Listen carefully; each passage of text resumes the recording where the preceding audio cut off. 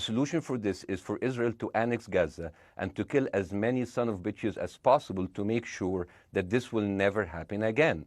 And anyone who call for a ceasefire will be a terrorist sympathizer. So God forbid, I don't want to be labeled as a terrorist sympathizer. So I agree with Ben Shapiro. I think we should kill as many son of bitches as possible. Well, let me, so okay, far, but Bassam, so far 3,500 people were killed, including 5,000 son of bitches in the bombing of the Baptist hospital as we speak right now. 1/3 of those 3,500 were children. So my question to Ben Shapiro is, how many more son of bitches do we need to kill so Ben Shapiro is happy? Okay, because it changes Bassam, from 1 year. It changes from one.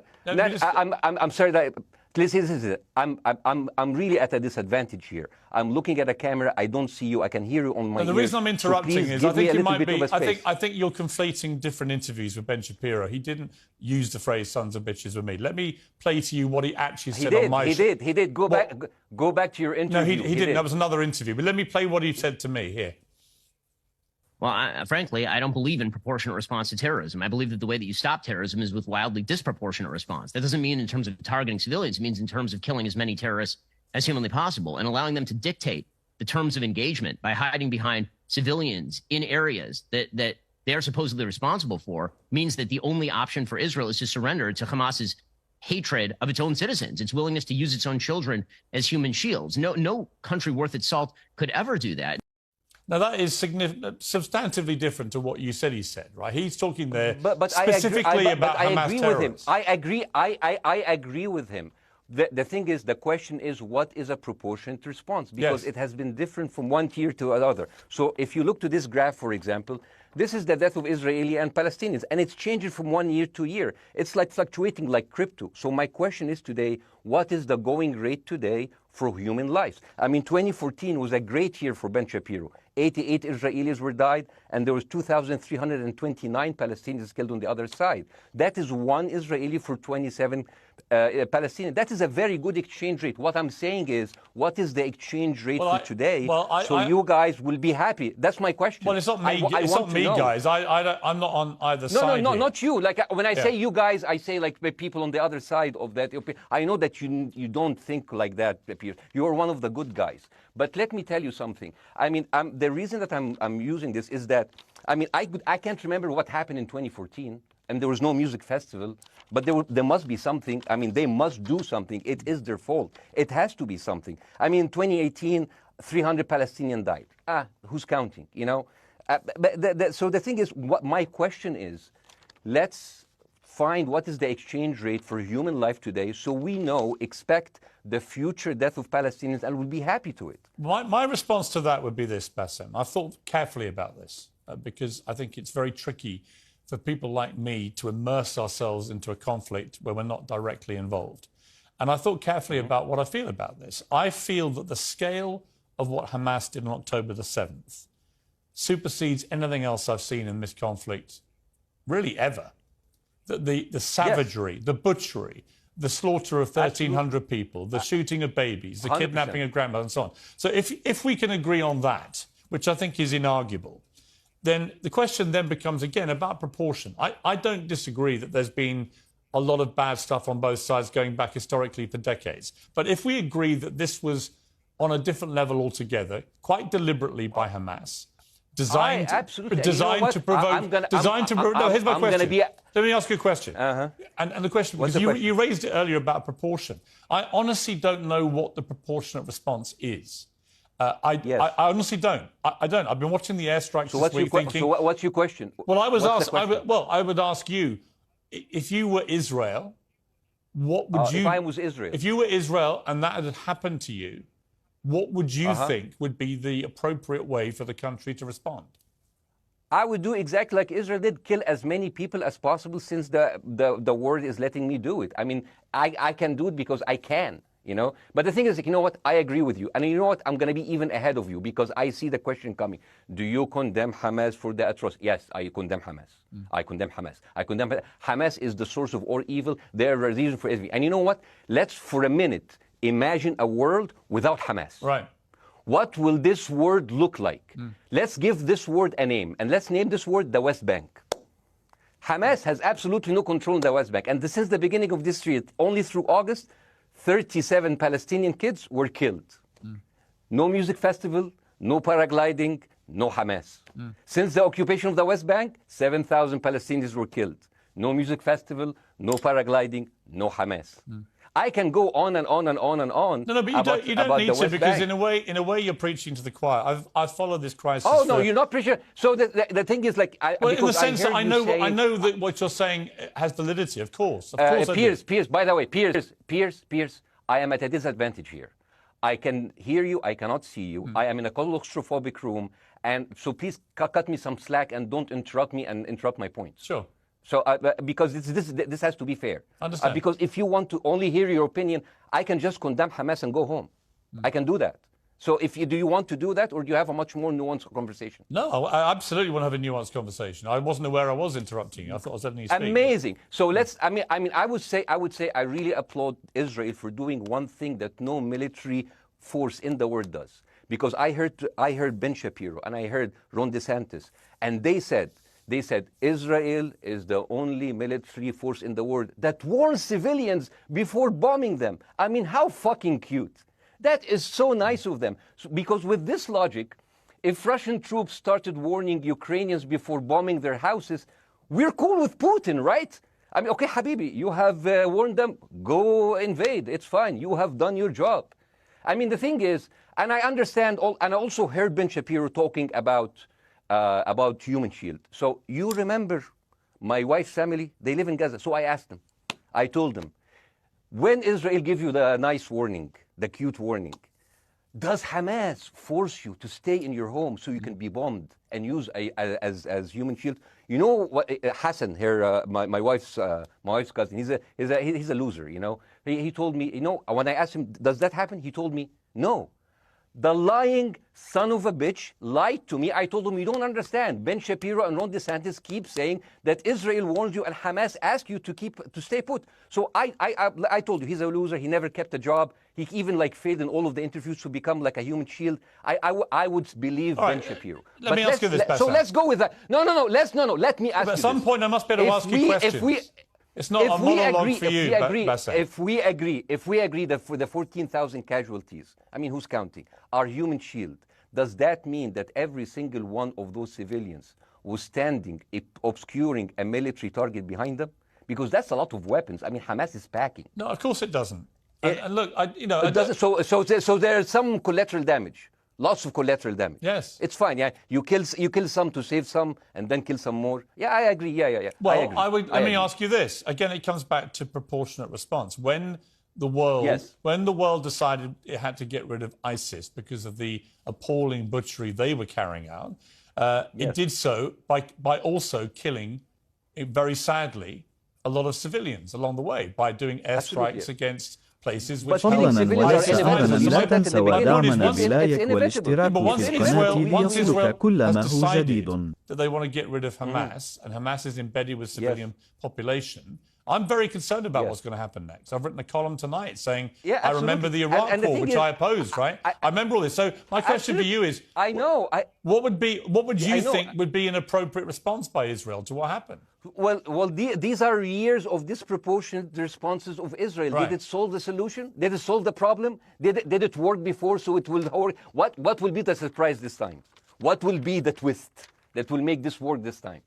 What will be different this time? Seriously, I mean, this is only the last 15 years. I mean, because it's too many papers. I just got this.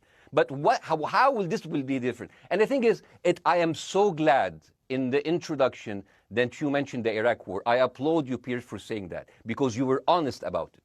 You said that spreading lies like WMDs make people look at those people as less of humans, and they would accept the death of 1 million Iraqi, whether by sanctions or by invasion, right? You are a good man. This is amazing. And you know what is similar? Is when you spread the lies of 40 decapitated babies, although it was refuted. So what happens when people hear that, killing babies is horrible. But when you say decapitated 40 babies, you are planting a certain image with a certain trigger in people's mind. Who has said that? Who has said 40? Who has said that? You have said 40 decapitated. Who has said that? You have repeated. No, I haven't. What? I've never said that. You haven't said on your show 40 decapitated babies? Never. Ben Shapiro didn't say it? No. Ron DeSantis didn't say Nobody it? has said it. Okay, no, nobody said it? No. Oh, okay. Okay, maybe I am wrong. Decapitated. Here's you're the wrong. thing. I've never said the that. Thing, what happened, no, you're wrong. But the thing is, when Iraq, the thing is, the same thing is happening in Iraq. Ben Shapiro once tweeted, not even about Gaza, about the West Bank, when Israel continued to build the illegal settlement. He said, 2017, Israel likes to build things, and Arabs, not Palestine, not Hamas, Arabs like to bomb crap and live in open sewage. Yeah, I thought that was very the Israeli defense minister, he said, those are human animals. And the thing is, Ben Shapiro should know better because, you know, long before the Holocaust, before Jewish people were thrown in the gas chambers, the Nazi propaganda called them rats. Now, as a human being, I will never accept that another human being being thrown into a gas chamber, but a rat, kill 10, kill 1,000, 3,500. They are son of a bitch. They are human animals who live in open sewage and decapitate babies. And because of that propaganda, Mr. Morgan, that guy in Illinois, the 71-years-old guy, he killed, stabbing the 6-year-old Palestinian kid in Illinois 26 times. And he used to play with him. They used to be friends.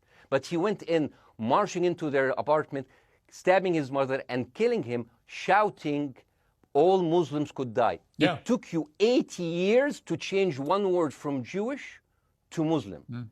And then you transferred your guilt to us and took away our land. Bassam, let me ask you a question. That deal sucks, man. Let me ask you a question. How do we get from where we are now to peace? Well, first of all, you need to change the perception. Nikki Haley, the American presidential candidate, said, we are in Israel in this because it's a fight between good and evil. Now, if you already decided someone is good, he can do no evil. And if you decide that someone is evil, it's good to kill them. Killing them is good. You see, and the thing is, it is not like something new. I mean, I look at history and I see, I'm sorry to say this, but Westerners has always dealt like this with indigenous people. You first treated them like savages, you know, Native American, First Nation, Aboriginal. They're savages. Kill all the savages. And then when they're almost extinct, you start feeling sorry for them, you know, like animals. So maybe the solution is that we kill as many Palestinians as possible so the few of them that remains do not bother you. And maybe Netanyahu, when he lives for another 100 years, he'll become a tree hugger. Let me just challenge you on this. And he will campaign for preserving the three Palestinian. You keep talking about Westerners like me. Okay, so let me return the favor, okay? Hamas is dedicated to the complete eradication of Jewish people. I am not the spokesman for Hamas. I'm not saying you are. Why do you keep... I'm not saying you are. Their spokesman. You're talking to me. I fucking hate them. Bassam, fuck Hamas. Hamas. No, are you happy? You're missing my point. You're talking in a generalized way about people in the West who always talk about Arabs as savages. I don't. No. I'm talking about America. I actually led the campaign. I led the media campaign in this country against the Iraq War. Okay, so I don't see. I don't see people in the Middle East as savages. You are one of the good ones. But what I would say is, I'm talking about you. You're great. No, it's not about me being amazing. great. We love you. It's about the way Hamas behaved on October the 7th was like savages, like a pack of savages. It was the worst atrocity against Jewish people since the Holocaust. There has to be, of course, there has to be a response. They should be eradicated. My question to you is, notwithstanding the history, Bassam, what is the proportionate response? But I don't know. But there's no Hamas in the West Bank, and they're still dying there. So what's your excuse? I don't have any excuse. Okay, what's your explanation? Sorry, my earpiece went down. Listen, I don't make any pretense that this hasn't been a massive problem between Palestine and Israel going back to the mid-40s. We all know this, right?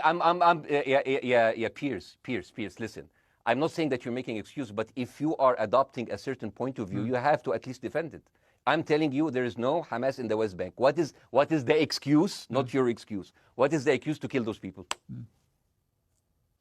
Well, listen, this question of proportionality is one that... No, answer my question. I've been answering your question. You answer mine. It's actually not my job to answer your questions. It's not. Okay, not your job. I agree with you. I'm more interested in you who has family in Gaza, who's an Egyptian in the Middle East, right? I'm more interested in what you have to say. Okay, I'm telling you. I think Hamas is the problem, okay? Right. Now, let's say agreed. Hamas is removed. Let's Hamas, I'm agreeing with everything. You want me to condemn Hamas? I will condemn Hamas, Hummus, Hassan, everyone. Guys, so wait. I can't hear you. The earpiece. Damn, okay. Oops. Okay. Yeah, okay. I do need help. I think okay. Just go back. Is he there? You go back. Can you hear back? me? Okay, go. Thank you, guys. Can you hear Bassam? Yeah, now I can hear you. Okay. So here's the thing. Can you hear? Okay. Yeah. So, let's say, for example, Hamas ceased to exist. Okay? Do you hear me? Yes. Yeah, Hamas ceased to exist today. Now, right now, in Palestine, in West Bank and Gaza, 20% of Palestinians go through Israeli prison system, whether imprisonment, whether interrogation, whether torture. And the rest of them, they live a life of daily loss of land, of homes, of life, and they are suffocated by this. So let me ask you something. If you are a Palestinian living into these conditions for decades, would you sympathize with your oppressor, or sympathize with the people who claim they resist them even if they are terrorists? I have made no secret that I think the conditions Palestinians have had to exist under are completely unacceptable. Yeah. I've said that for years. So the question then becomes, how do you forge peace between two warring parts of that region who for decades have approached peace, in my view, with mutual sledgehammers, with no actual desire to have peace? And I think it comes down in the end to great leadership. And I don't think there's great leadership. I don't think, well, hang on, let me make my point. I don't think there's great leadership on either side. Where is the Nelson Mandela figure here to come through all this hatred on both sides? Nelson Mandela? Yeah, where is that figure? Nelson Mandela actually have criticized Israel for being a horrible state. All of the South African activists have actually called Israel. My point is about how he responded to a country that was so divided. Is a template for how you get to peace, isn't it? I haven't met Nelson Mandela, so I wouldn't know. But like there's a point. There's a very important point here. You know, I want to understand what is the logic of Israel carpet bombing Gaza. I mean, if there is a logic, if this will make Israel safe, I want to hear the logic.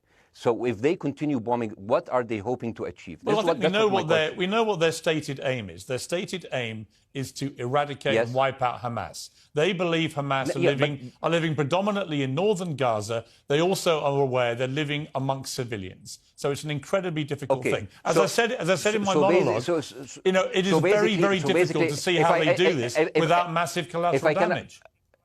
So if I can understand this correctly, basically Israel is doing this to pressure the Palestinian community in Gaza to turn against Hamas. Is that right? I'm sure that's part of it, yes. That's part of it. So this is exactly what terrorist organizations do, because terrorist organizations will have no chance beating a whole nation in battle. So they terrorize and they kill the civilians in order to spread fear and terror so they can turn against their government to change their policy or to resign. You have just compared Israel with ISIS. No, I haven't. I don't see any comparison between It's going to be the headlines tomorrow. Piers Morgan, Israel is ISIS. Only amongst people who weren't listening. The comparison, which is more apposite, is ISIS and Hamas. They are both nihilistic terror groups intent on killing as many Jewish people and others as they can possibly kill.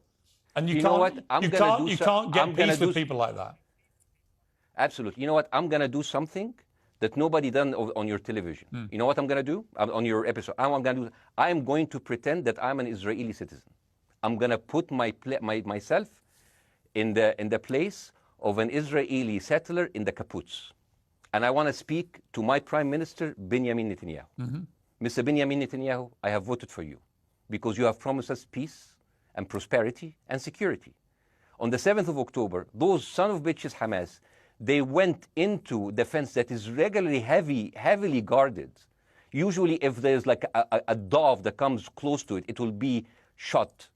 Those people went in and they went for 6 hours before IDF forces was deployed, killing our friends, our families, kidnapping our grandmothers and babies, and went in. I want to ask you, Mr. Prime Minister, after you have fractured the Israeli community and you have fucked our courts, our Supreme Courts, what are you doing with the money being given to you, to the United States? Also, you are carpet bombing Gaza with absolutely no regard to our hostages, our people. I heard a rumor in the kibbutz that you're doing that you let that happen as an excuse to carpet bomb Gaza, so you push them into Sinai. And I didn't believe that. It's like, not my prime minister, he can never do that. And then I watched an interview for Danny Ayalon. He was your chief advisor. He was also the Israeli ambassador to the United States. And you know what he said, Mr. Prime Minister? He said that the solution for those Palestinians is to go into a vast land of Sinai and live into tent cities temporarily, temporarily, wink wink, until we build Gaza again, and then we invite you back. يعني عبط احنا بقى. يعني فاهمني؟ We've seen this movie before. So يعني, and when I saw this, I couldn't explain to my fellows in the kibbutz, how come our Israeli government is trading human lives for another piece of land? So as an Israeli citizen, I need to hold my Israeli government accountable. And as an American citizen, I want to know all of these money that we are giving to Israel. We're giving them $4 billion every year. Joe Biden said it's the best investment America ever done. Well, if I am in the place of Joe Biden, I would say, sorry, don't speak. I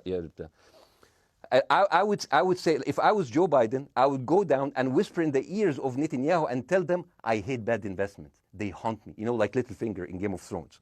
But the thing is, this is the problem. Israel always victimizes itself, and I have never seen a victim putting their oppressor under siege and bombing them 24/7. Israel wants you to believe that they are the victim. Dealing with Israel is so difficult. It's like being in a relationship with a narcissistic psychopath. He fucks you up, and then he makes you think it's your fault. All right, you Bassam, look at Israel as Superman, but they're really homelanders. Wallahi, they are shooting Bassam, fish in a barrel, and they are annoyed with the splashes. Bassam, I want to say two things. One, if you could just slightly mind your language. We are uncensored, but if you keep swearing, I'm very sorry. We have to apologise to viewers who may be offended by that. I apologise. But I understand passions run high, so let's not get too bogged down about the odd swear word. I apologise to the viewers. I apologise to the viewers for my language. My second question is this: after the sight of dead civilians. After the break, we have the managing director of the Daily Wire, which is Ben Shapiro's company. We were going to interview him on his own, but he's happy to come on and talk with you directly if you are prepared to stay. Well, of course, I can stay, but again, I am in a disadvantage, and I would like to have my space to respond. Okay, we'll come back after the break. Because here's the thing. There's Bassam, two things we're going to go to a break. All right. When we come back from the break, it'll be you and Jeremy Boring from the Daily Wire. I have news. We're taking a short break, Bassam. I'll be back. Welcome back to Uncensored. For more on the situation in Israel, I'm joined now by the CEO and co-founder of the Daily Wire, Ben Shapiro's partner, Jeremy Boring. Jeremy, thank you very much indeed for joining me. I'm sorry we demoted you earlier to mere MD. You are the CEO and co-founder. You know Ben Shapiro better than anyone, really. I did a big interview with Ben, obviously, the other night, which went around the world and has sparked a big reaction, including from our guest, Bassam Youssef, who's still with us. First of all, you've been listening to Bassam and what he's been saying. What's your response? Well, first of all, I make it a point not to speak for Ben Shapiro. He's got a 20 IQ points on me and speaks for a living professionally, so he's much better prepared to defend himself. But as his business partner, as his best friend, I do feel like I have to respond to the things that Bassam was just saying. First of all, the question of how many sons of bitches have to be killed in order to end this conflict, I suppose that the answer is as many of them as it takes. That doesn't mean that I or Ben or any decent person in their right mind is happy with the killing of civilians. I posted at the very beginning of this conflict that a woman or a child blown apart in Gaza is just as tragic as a Jewish baby killed in one of the settlements. That doesn't mean that Israel's actions and the actions of Hamas are morally equivalent. You know, the tragedy is the tragedy, but the moral equivalency is nonsense. If you entered Israel with the express purpose of targeting and murdering civilians with your own hands in cold blood, that is not comparable to Israel bombing targets in the Gaza Strip and killing civilians as a terrible, tragic consequence. War is terrible. War is an awful thing. That's why decent people don't lightly engage in war, and why Hamas should not have incited this war. You know, we can talk about the history of the Israeli conflict. I'm not a professional political commentator. I'm a CEO. I'm a screenwriter. and I'm certainly not Ben Shapiro. I'm not here to discuss the history of the Israeli-Palestinian conflict, but we all saw what happened on October 7th. And the idea that Israel was not going to react severely to that, or that Israel should not react severely to that, is ludicrous. And Jeremy, let me ask you that Ben Shapiro should be a moderating voice, that Ben Shapiro should be, saying, no, Israel should not respond in this situation. That's nonsense. Let me ask you, though, Jeremy, the question which I think is the big question. What is a proportionate response to that outrage on October the 7th, which is the worst attack on Jewish people since the Holocaust? What is proportionate? If it's true, as reports are suggesting tonight, that there may have been a hospital hit by an Israeli strike and up to 500 people or more have died, that would seem to me, if that is verified, and it's not verified yet, we don't know exactly what has happened other than there's been a hit on this hospital. But if that is verified to have been an Israeli strike, that will strike many people as disproportionate. Certainly. Well, first of all, I don't know what a proportionate response is or why we would want it. I suppose a proportionate response would be for 3,000 Israelis to go through the fence, gun down innocent Palestinian women and children, burn their bodies, burn them alive, take hostages, rape their women. No one wants a proportionate response. No moral person could possibly call for a proportionate response. The purpose of war is to defeat your enemy. The West has, in my lifetime, forgotten the purpose of war because the true cost of war is so terrible. The last time the West engaged in war and won it was World War II, and they did it through incredible brutality. They did it by bringing their enemies to heel. That is not a thing to That's not a thing to rah-rah about. That's not a thing to look forward to. As I said, all decent people should avoid war. But I think the sort of lie of the post-World War II, the post-war consensus lie, is that somehow war in which you kill a bunch of people and don't secure victory is morally superior to war where you do secure victory. I would say that the only way to morally justify a war is to win it. Otherwise, the very argument that brought you into the war, this enemy must be defeated, ends up being proven a lie. I mean, Afghanistan, I think America had every right to go into Afghanistan. The Taliban was harboring Osama bin Laden and al-Qaeda. Al-Qaeda flew planes into buildings in the United States, killed thousands of our citizens, brought the nation into untold agony, pain, and horror. America had every right morally to go in and destroy the Taliban and destroy al-Qaeda. Yeah, but I would argue, the Taliban now rules in Afghanistan. The war was not won. But that's my point, actually. I've done a column about this tonight for The Sun here in the UK, which is I was editor of a newspaper when the Iraq war happened. I opposed it very aggressively as the editor of the paper. And sadly, we were borne out by events. It was a complete disaster, the Iraq war, in my view. It was illegally contested, I think. And the consequences were appalling in terms of loss of life, 1 million people, in terms of ISIS being allowed to breed and create their merry hell around the world, in terms of complete dismantlement of Iraq itself as a functioning country. And I think Afghanistan, again, 20 years of attacking an enemy, which is now running the country again, seemed to me, again, to be kind of pointless. And I do wonder whether Israel, in its blind fury, which I completely understand, has thought through the consequences of actually launching a full air, ground and sea offensive into Gaza as to actually what happens at the end of that. Well, I suppose Israel wasn't really given the opportunity to fully contemplate what the consequences of that action might be, because Israel didn't instigate this war. This war was instigated by a horrible terrorist attack on Israel, and a state is put in a position where it has to respond. Now, one might argue that the very fact that Israel has yet to actually launch their ground invasion means that they are actually making a calculation about what the cost will be, what victory looks like. Any rational person, any decent person can engage in a conversation about what is the appropriate response for Israel. Of course they can. But this sort of moral equivalency thing, I don't think is a sign of decency to engage in a conversation about moral equivalency. Let me bring Bassem back in. You've been listening to this, Bassem. What's your response to what Jeremy's been saying? I'm sorry, I didn't catch the gentleman's name. It's Jeremy Boring. He's the chief executive of the Daily Wire and co-founder with Ben Shapiro of the Daily Wire.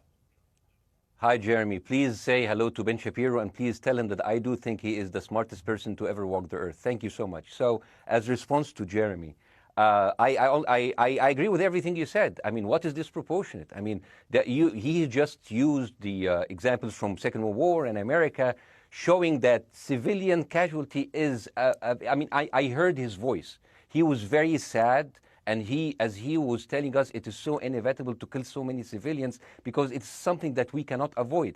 I hear the sadness in his voice, and I know that it's a very difficult decision to kill all of these civilians because that's for a higher cause, and I understand. But my question, I have two questions. The question is, how can you justify the killing in the West Bank where Hamas does not exist? And if the disproportionate response during over all of these years have actually worked, what will be new this time that did not happen before?